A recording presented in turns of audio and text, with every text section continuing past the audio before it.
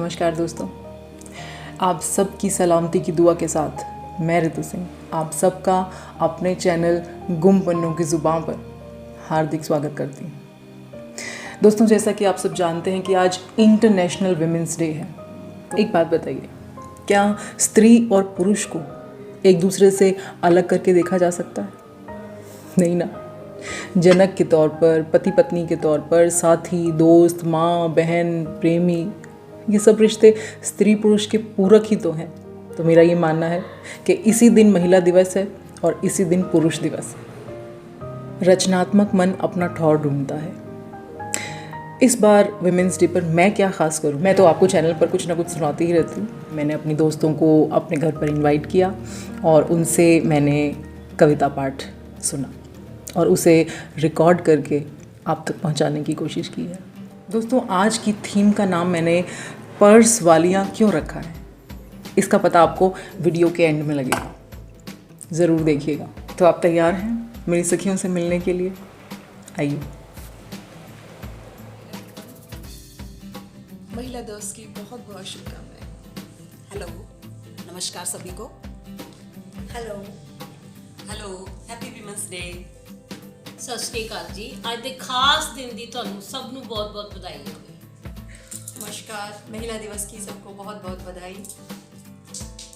नमस्ते, महिला दिवस मुबारक हो आप सबको। Happy women's day.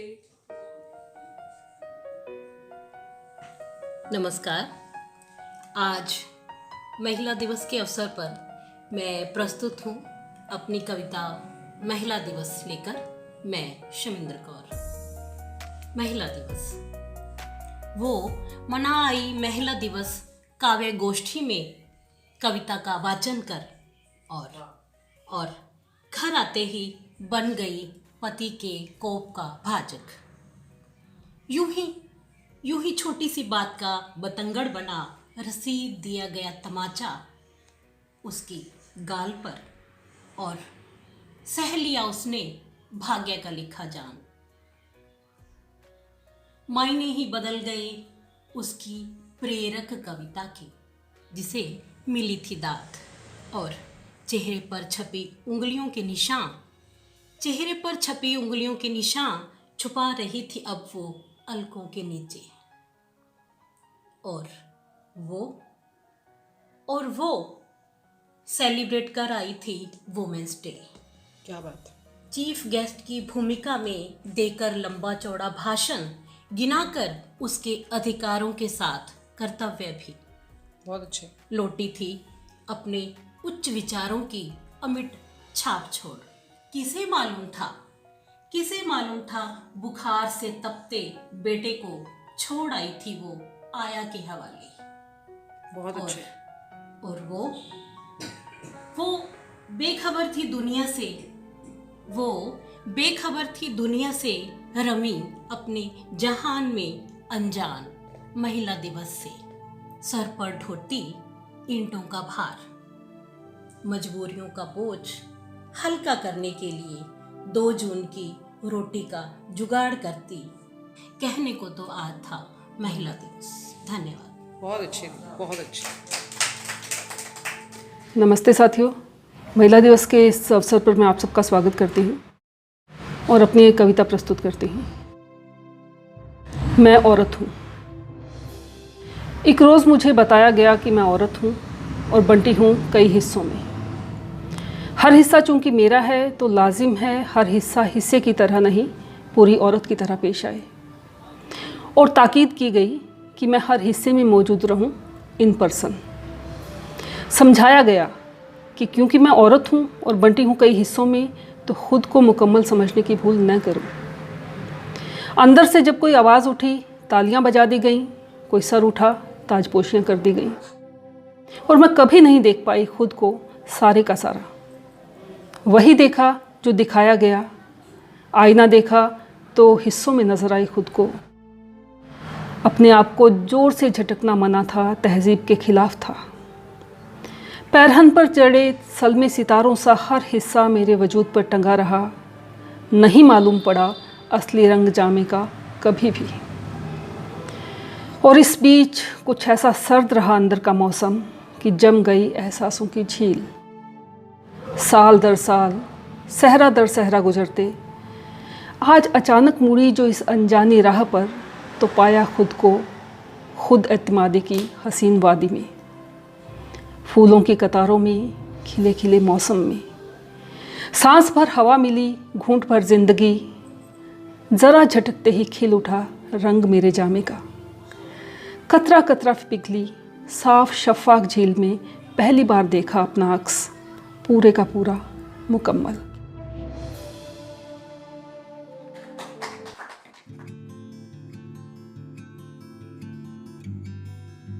नमस्कार, मैं बबीता काजल। स्वागत है आपका। महिलाओं की महफिल, महिलाओं की ज़बानी, प्रस्तुत है एक कविता। शीर्षक है 3 शब्द।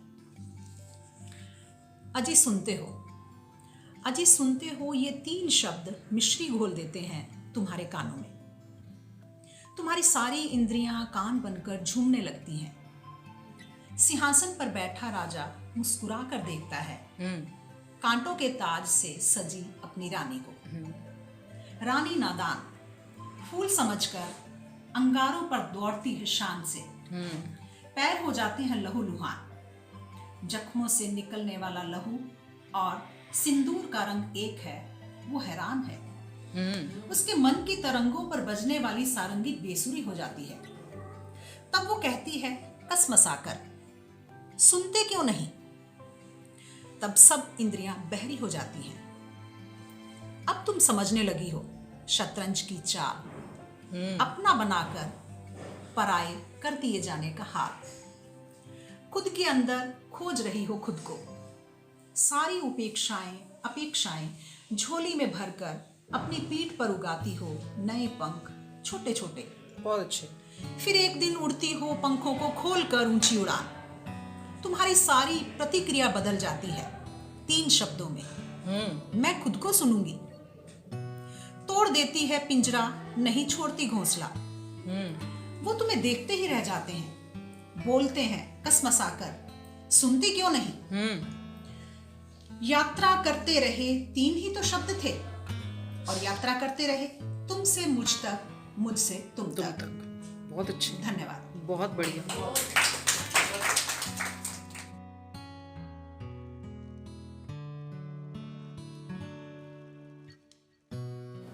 नमस्कार, मैं मीनाक्षी आहूजा। आज मैं इस महफिल में अपनी एक नज़्म सुना रही हूँ, आज़ादी। उससे कहा गया जब कि नारी तुम सौंदर्य हो, तुम्हारा खूबसूरत होना तुम्हारा सबसे बड़ा गुण है, तब लगा होगा उन्हें कि वह बुद्धि से इतर केवल श्रृंगार करेगी। लेकिन यह क्या, वह तो सावधान हो गई। टटोलने लगी खुद को, चाहने लगी आज़ादी, तोड़ने लगी मिथक, मथने लगी ज्ञान, पाने लगी स्वयं को। तुम्हें पाने से अधिक तुम्हारे कद को नापने लगी। तुम्हें पाने से अधिक तुम्हारे कद को नापने लगी। समझने लगी हर चाल, जिसमें फंसी थी आज तक 12 सिंगे की तरह, जिसमें फंसी थी आज तक 12 सिंगे की तरह। शुक्रिया।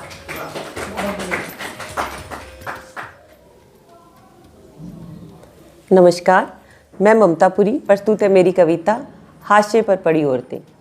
हाशिए पर पड़ी औरतें, अक्सर इनका सरेआम जिक्र नहीं होता। बहुत बार इनके कंधों पर सहारा ढूंढा जाता है। ये नाजुक बदन, कोमल हृदय की स्वाभिमानी औरतें मोम की तरह पिघलती अपने कंधों पर थकान भरी टोकरियों को लाद लेती हैं और अनजाने से घरों में बिना पद चिन्हों के प्रवेश कर जाती हैं, जहां इनकी मौजूदगी का कोई परिचय नहीं पाता। परंतु ये उस घर की हंसी खुशनुमा माहौल में हवा से भी हल्की हो बह रही होती हैं। वेदी की अग्नि की लकड़ियों को अपने हाथों में समेट अहम लपटों में घिरे घरौंदों को उर की शीतलता से शांत कर देती हैं, जहाँ फिर से उन घरौंदों में मधुर कलरव गूंजता है, पर कभी इनके नाम से संबंधित कोई शब्द उन तरानों में नहीं गाए जाते। जीवन उत्सव त्योहारों में रंग भरती घर की दीवारों में बसती जाती हैं। बस इन्हें मात्र रंगीन दीवार मान सुंदर फोटो फ्रेम ही टांगे जाते हैं। छत पर झूलते पंखों की पंखुड़ियों पर लदने वाले भार, खेतों या निर्जन वनों के वृक्षों पर लहराती रस्सियाँ और दुपट्टे यकायक नदारद हो जाते हैं। चमत्कारिक जड़ी बूटी की तरह असरकारक बन अपने वजूद का कत्ल करती चुपचाप एक आधार में समा जाती हैं। इनके पास समय ही समय होता है, पर इन्हें बाँचना इतना आसान नहीं होता। घर सदा अनभिज्ञ ही बना रहता है, परंतु कभी भूलवश भी इनका किरदार मुखर नहीं होता। आखिर ये होती हैं हाशिए पर पड़ी औरतें, अक्सर इनका सरेआम जिक्र नहीं होता। बहुत बढ़िया।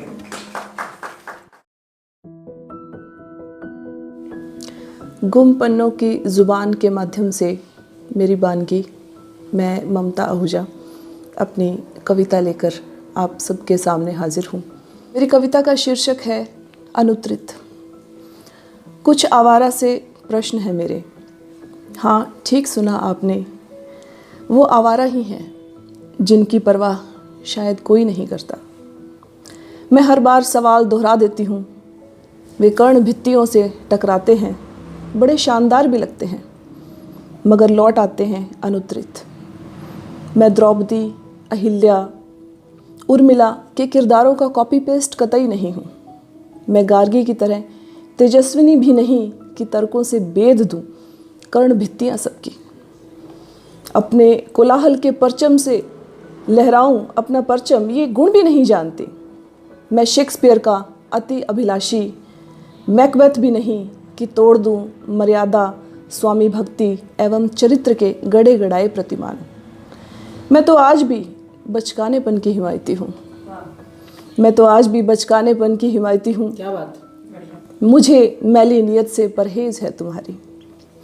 मुझसे नहीं बचती अब संस्कारों वाली डफली।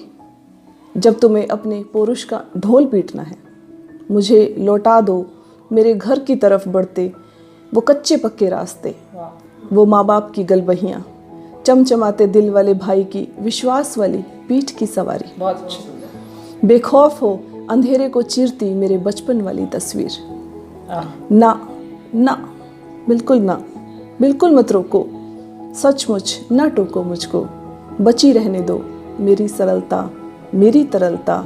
स्त्री हूँ मैं, तोड़ दो अब निरी देह का समीकरण, तोड़ दो अब निरी देह का समीकरण। बहुत बढ़िया, बहुत बढ़िया, बहुत अच्छा।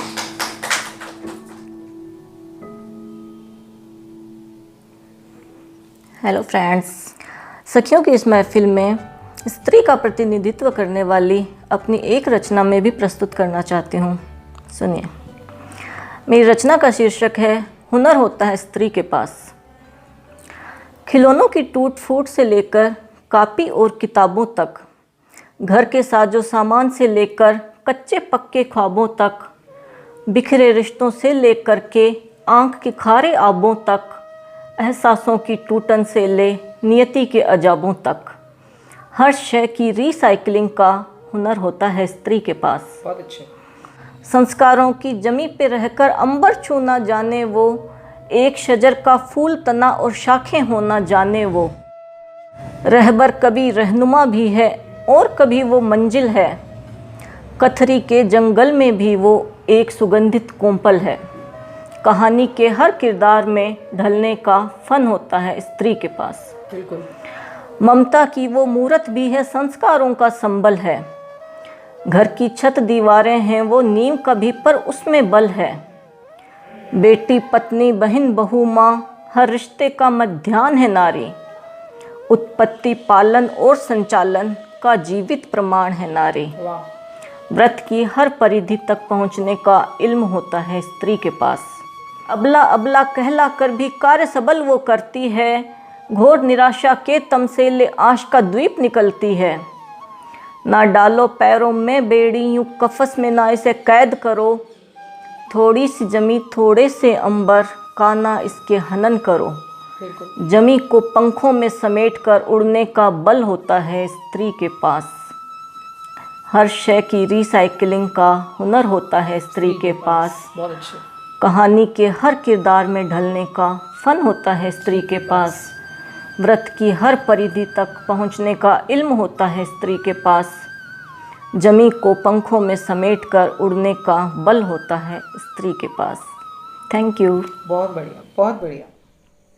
सखियों की महफिल में एक सखी मैं प्रस्तुत करती हूँ अपनी कविता। तुम मेरा मौन हो जिसे कोई नहीं सुन सका। मैंने भी कहाँ सुना ठीक से, बस छुपाती आई और इस छुपम छुपाई में कब आइस पाइस शुरू हो गया पता भी न चला। हर कोई थप्पा करता गया और मैं जीवन के इस खेल में हारती गई, क्योंकि खिलाड़ी नहीं थी मैं। खुशियों की गिल्ली उड़ाई जब भी, तुझे याद करते ही बहुत दूर तलक नहीं पहुंचा पाई। और क्या करती उस रैकेट का जिसकी कॉर्क तुम ले गए थे अपने साथ, यह कहकर कि जब भी खेलेंगे साथ खेलेंगे। फुसफुसाहट की तरह आती स्पिन गेंद बोल्ड करने ही वाली थी मुझे, कि बल्ला उठ गया था उस दिन तुम्हारे लिए, यह कहकर कि मौन हूँ मैं पर हारना नहीं है मुझे, हारना नहीं है मुझे।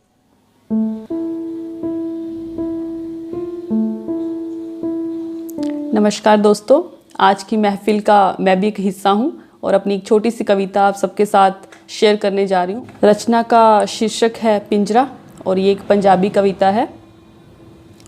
बंद पिंजरे दा पंछी हाँ मैं किधर दी राह चुना, बंद पिंजरे दा पंछी हाँ मैं किधर दी राह चुना, बंद पिंजरा नसीब मेरा कि जिंदगी दा ख्वाब बुना।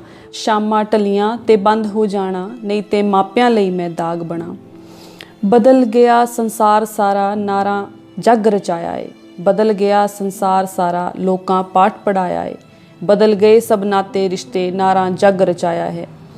मैं धी एक नौ ते एक मां भी हाँ, किस दी मैं फरियाद सुना, बंद पिंजरे दा पंछी हाँ मैं किधर दी राह चुना। बंद पिंजरा नसीब मेरा कि जिंदगी दा ख्वाब बुना, बंद पिंजरा नसीब मेरा कि जिंदगी दा ख्वाब बुना। मैं हाँ नदी दे उस पानी वांग ਜਿਹਦੇ ਆਪੋ ਆਪ किनारे आ, एक ਸਹੁਰਿਆਂ ਦਾ घर ਤੇ एक ਮਾਪਿਆਂ ਦਾ घर, जिंदगी दे वंड न्यारे आ। बचपन च खेडे खेड़ खिडौने अज धी नूं खेड़ बना दिता, जे जी किता ते जी बहलाया, जे जी किता ते जी बहलाया, नहीं ते गल नूं फाहा ला दिता। की हिसाब लगावां गमां दा, जिन्ने ने पल खुशियां दे, दुख ने उस तो कई गुणा, दुख ने उस तो कई गुणा। बंद पिंजरे दा पंछी हाँ मैं किधर दी राह चुना, बंद पिंजरा नसीब मेरा कि जिंदगी दा ख्वाब बुना। Happy women's day. बहुत बढ़िया, थैंक यू। नमस्कार, मैं निष्ठा गुप्ता। मेरी भी एक कविता पेश है। उस एक के सामने चार हंसकर किसको अबला बताते हो, बराबर की टक्कर हो तो जाने तुम कहाँ चेहरा छुपाते हो। भीड़ भरी सड़कों पर तो तुम नकाब ओढ़ कर चलते हो, सुनसान सड़क पर चार छह मिलकर उस अकेली परवार करते हो। इकट्ठे होकर यहाँ वहाँ से तुम वहम पाल कर फिरते हो, दुपट्टा खींचा और समझ लिया वो हार गई तुम जीते हो। जीत हार का असल नज़ारा लेना हो तो आना तुम, एक एक आगे आकर के अपना खौफ दिखाना तुम। गर आ पाए तुम भी अकेले आगे तो इतिहास सा रच जाओगे, गर आ पाए तुम भी अकेले आगे तो इतिहास सा रच जाओगे। नारी कमज़ोर का नारा मिटाकर उस जगह तुम छप जाओगे। धन्यवाद। बहुत अच्छा। और मुझे पूरी उम्मीद है कि मेरी सखियों का ये कविता वाचन ज़रूर आपके मन को छू कर गया होगा।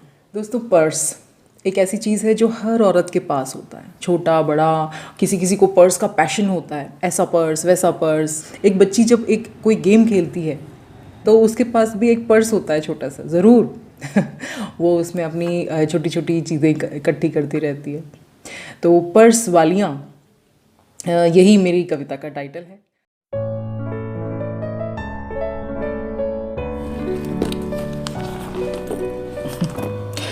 औरतों का पर्स देखा है कभी? घर बाहर के कामों की लिस्ट के साथ साथ अदृश्य चेनों में दबी भावनाओं से पटा हुआ। उस दिन उनके साथ प्यार की लड़ाई में टूटा वो कान का झुमका, जिसे अब तक ठीक नहीं कराया, शायद जानबूझकर। वो लिपस्टिक जो सहेली ने गिफ्ट दी थी, मैंने ताना भी दिया था जवाब में, डार्क पिंक कलर लगाती हूँ क्या मैं कभी?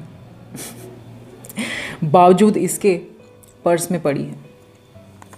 आखिर दोस्ती का रंग तो गहरा गुलाबी ही होता है ना। बच्चों की फीस की रसीद के साथ चिपका हुआ एक बिंदी का पत्ता, गर्मी की इतनी मजाल कि पसीने से माथे की बिंदी छुड़ा दे, सारे इलाज हैं हमारे पास। माँ की दवाइयों की पर्ची के साथ निकल आता है एक सेफ्टी पिन का पैकेट। कल ही ट्रेन में मांगा था एक लड़की ने, दुपट्टा फट जाने पर कितना शुक्रिया अदा किया था उसने। डिस्प्रिन के नीले पत्ते में उलझी एक मुड़ी तुड़ी सी मलिन पर्ची, जिस पर लिखे आई लव यू की स्याही पर झुर्रियाँ पड़ने लगी चेहरे की तरह। कभी पसीने तो कभी आंसू की वजह से बहता काजल पहुँचने में बड़ा काम आता है, एक रुमाल। और हाँ, सनग्लासेस कैसे भूल सकती हैं वे, जो कभी काम आता है रात भर रोकर सूजी हुई आंखों को छुपाने में, तो कभी चॉकलेटी सी शक्ल वाले उस लड़के की ओर बार बार निहारने में जो मेट्रो में सामने वाली सीट पर आकर बैठ गया है।